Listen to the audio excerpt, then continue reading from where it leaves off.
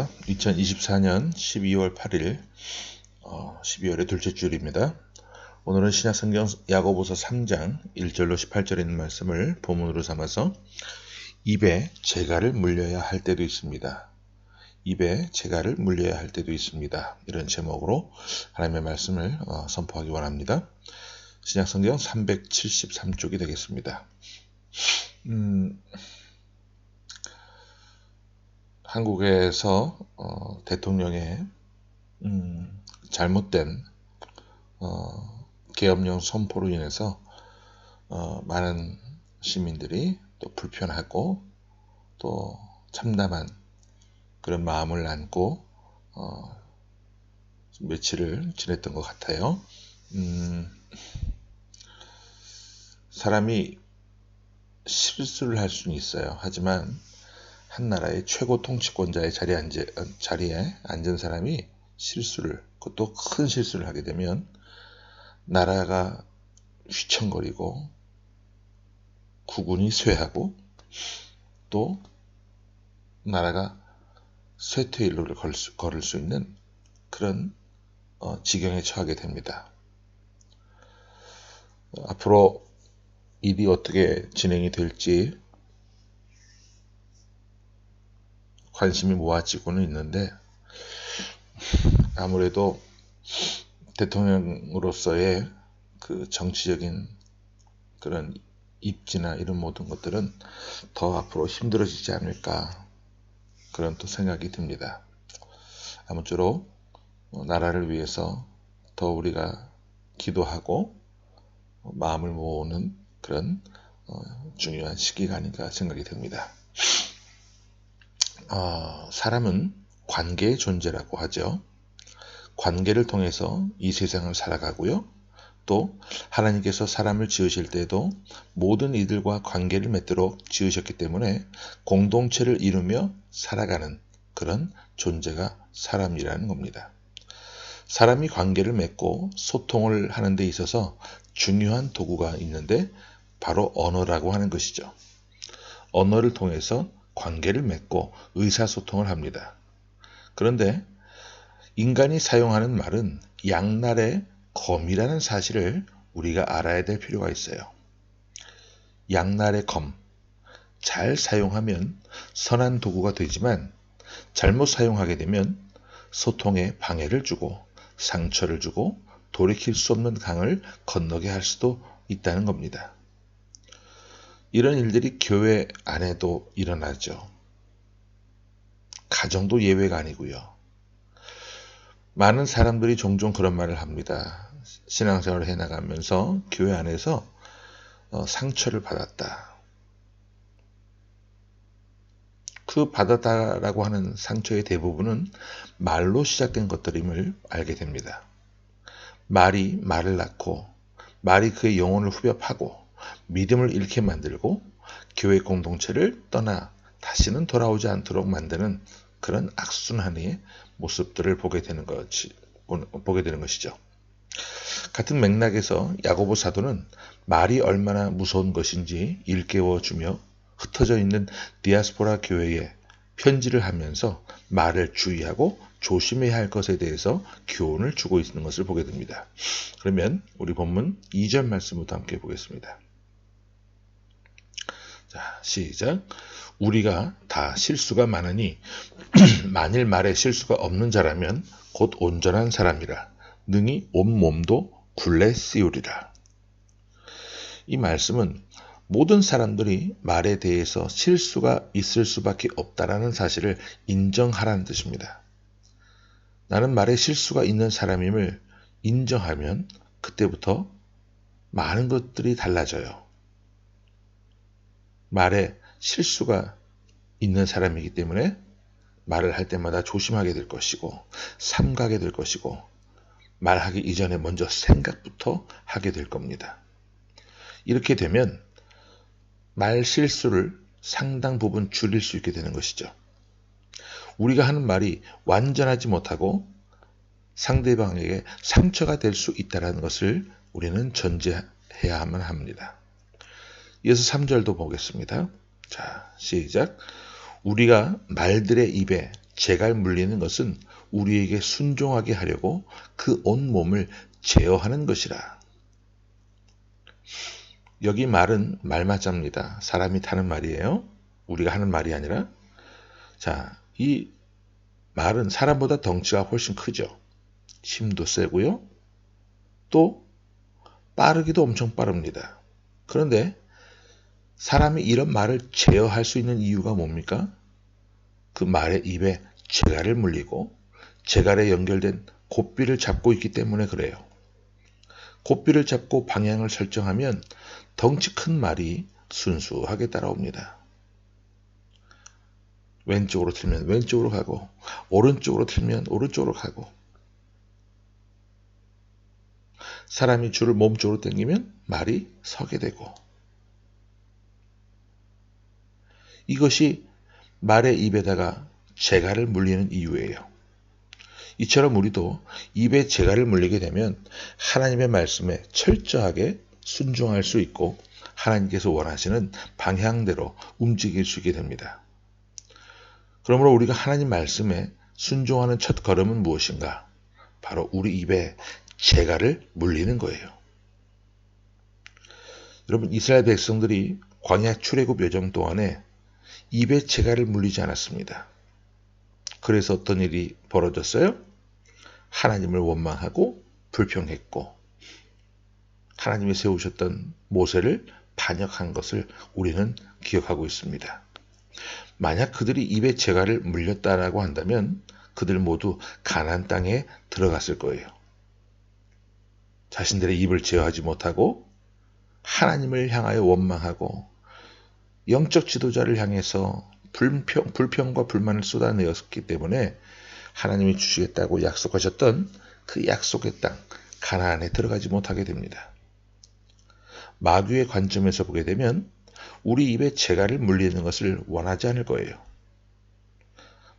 마귀는 우리가 서로 함부로 말하기를 원할 것이고 떠들기를 원할 것이고 공동체를 어지럽히고 중상모략을 일삼는 것을 기뻐할 겁니다. 마귀는 이렇게 사람들을 부추깁니다. 그리고 그것이 마치 정인 것처럼 사람들의 마음에 광풍을 일으켜요. 그래야 교회 공동체가 혼란에 빠지게 되기 때문에 교회뿐만 아니라 가정도 마찬가지고요. 일반 사회도 마찬가지, 국가도 마찬가지예요. 한 사람에게서 시작된 말이 공동체 전체를 불태우는 것이 얼마나 위험한 일인지 야고보 사도가 이렇게 설명합니다. 다음 5절을 보겠습니다. 이와 같이 혀도 작은 지체로 돼 큰 것을 자랑하도다. 보라, 얼마나 작은 불이 얼마나 많은 나무를 태우는가. 여러분, 작은 불이 큰 산을 태워버리는 것을 우리는 잘 알고 있어요. 혀는 작은 지체이지만 재갈을 물리지 않은 입으로부터 흘러나오는 말이 공동체를 분열하게 하고 불태울 수 있는 일이 얼마나 많은지 모릅니다. 그러므로 말을 조심하고 입에 재갈을 물리는 것은 나를 지키는 일이요 공동체를 지키는 일임을 기억해야만 합니다. 오늘 우리 시대 교회 공동체에서 영향력이 있는 사람들, 사역자들 뿐만 아니라 중직자들 마찬가지로 말에 대해서 특별한 주의를 기울여야만 합니다. 내가 하는 말이 교회 공동체를 불태우고 성도들을 시험에 들게 하고 교회를 분열케 만들고 심지어는 믿음을 잃게 만드는 시작점이 될 수 있다는 사실을 꼭 기억할 수 있기를 바랍니다. 이번에 대통령이 계엄령을 선포했을 때 유튜브 상에서 태극기 부대의 수장인 정광훈이라는 사람이 있죠. 유튜브로 중계를 하면서 그런 말을 했다라는 이야기를 들었어요. 싹 다 쓸어버려야 된다고, 다 죽여버려야 된다고, 다 잡아가지고 몰살시켜야 된다. 또 계엄령에 대해서 찬성을 한다라고 SNS상에 글들을 올렸다가 분위기가 좋지 않으니까 삭제를 해버린 사람들도 있었고, 정말 그 양반은 대책이 없는 사람 같아요. 입에 좀 재갈 좀 물렸으면 좋겠어요. 그런 사람들이 주변에 은근히 많이 있죠. 그런데 그런 사람들의 모습을 보면서요, 우리도 그 정도는 아니라 할지라도 사람들과의 관계 속에서 재갈을 물리지 못한 그런 상황이라고 한다면 함부로 말을 내뱉는 그런 모습이 나타날 수도 있어요. 그래서 우리도 재갈을 물리는 그런 모습이 있어야 한다는 겁니다. 이어서 참 성도와 가짜 성도를 어떻게 구별하는가에 대한 야고보 사도의 이야기가 나오는데, 우리 9절부터 11절까지 보고 말씀을 정리합니다. 자, 시작. 이것으로 우리가 주 아버지를 찬송하고 또 이것으로 하나님의 형상대로 지음을 받은 사람을 저주하나니 한 입에서 찬송과 저주가 나오는도다. 내 형제들아, 이것이 마땅하지 아니하니라. 샘이 한 구멍으로 어찌 단물과 쓴물을 내겠느냐. 입은 하나입니다. 그 같은 입으로 하나님을 찬송하고 또 그 같은 입을 통해 형제를 비난하는 일이, 이건 가능하냐? 이게 가당치는 말인가? 그런 말이에요. 샘이 한 구멍으로 단물을 내고 쓴물을 내는 것이 가능합니까? 불가능한 거예요. 그런 것처럼 우리 입으로 하나님을 찬송하고 또 우리 입으로 형제를 비방하고 누군가를 중상모략하는 것은 불가능한 일이다라고 말씀하고 있는 거예요. 만약 그럼에도 불구하고 그렇게 말하는 성도가 있다라고 한다면 그 사람은 성도가 아닌 가짜라는 겁니다. 야고보 사도가 왜 이런 말을 했을까요? 예수님께서도 이와 비슷한 말씀들을 여러 번 해주셨기 때문에 그래요. 주님은 우리 입에서 나오는 말은 입에서 시작된 것이 아니라 어디에서부터? 마음에서부터 시작된 것이라고 말씀하셨습니다. 마음에 선한 생각을 품으면 입으로도 선한 말이 나오게 되어 있고, 마음에 악한 생각을 품으면 입으로도 악한 말이 나오게 되어 있는 거예요. 그가 참된 성도인지 가짜인지 구별하기 위해서 그가 하는 삶을 봐도 알겠지만 그가 하는 말을 들여다 봐도 알 수 있는데, 그것은 곧 마음의 표현이기 때문에 그렇다 그 말입니다. 우리가 예배하면서 하나님을 찬양합니다. 기도합니다. 그런데 그 입술을 가지고, 그 입을 가지고 형제를 중상모략하고 비방하는 일을 일삼게 된다면 그 사람은 가짜라고 분별해도 무방하다 그 말입니다. 오늘 우리가 하나님 앞에서 진짜인지 가짜인지 우리가 사용하는 언어로 분별되고, 그 말의 시작은 마음으로부터 출발한다는 사실을 꼭 잊지 않았으면 좋겠습니다. 12월도 이제 둘째 주가 시작이 되었어요. 이 성탄의 계절에 크리스마스도 얼마 남지 않았는데, 이때에 정말 우리가 입에 재갈을 물리고 하나님께서 정말로 기뻐 받으실 만한 그런 이야기들을 우리가 주고받고 하나님 말씀 앞에 복종하며 살아나가는 그런 귀한 시간들이 우리 삶 가운데 펼쳐지기를 간절히 소망합니다.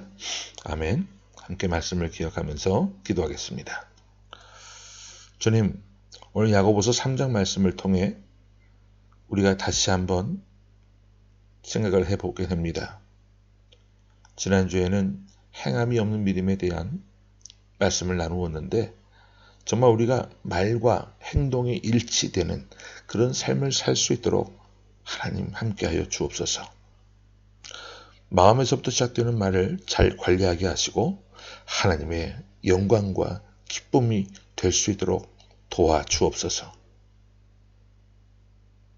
말을 통해 사람들에게, 형제에게, 자매에게 상처를 주지 않는 삶이 되게 하시고 하나님의 은혜를, 하나님의 사랑을 온전히 전하는 그런 입술의 소유자로 살아갈 수 있도록 은혜 내려 주옵소서. 살아계신 예수 그리스도 이름으로 감사하며 간절히 기도하옵나이다. 아멘.